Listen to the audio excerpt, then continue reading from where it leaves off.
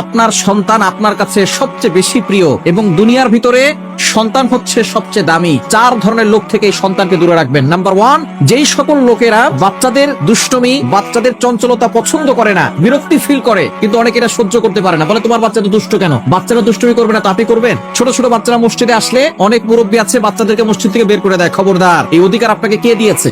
এই অধিকার আল্লাহ তাআলা আপনাকে দেন নাই। নাম্বার 2, দ্বিতীয় নাম্বার হচ্ছে যারা আপনার বাচ্চার দুর্বলতার কোনো দিক নিয়ে তার সামনেই কটু কথা বলে, তোমার বাচ্চা তো কালো হবে, তোমার বাচ্চা তো তোমার মতো হয় নাই, কার মতো হয়েছে, এই ধরনের কথা যারা বলে, আসলে তারা ছোট মনের মানুষ। আপনার বাচ্চা যেমনই আছে আল্লাহ তেমনই তাকে বানিয়েছে না। সুতরাং এই সকল লোক থেকে আপনার বাচ্চাকে দূরে রাখবেন।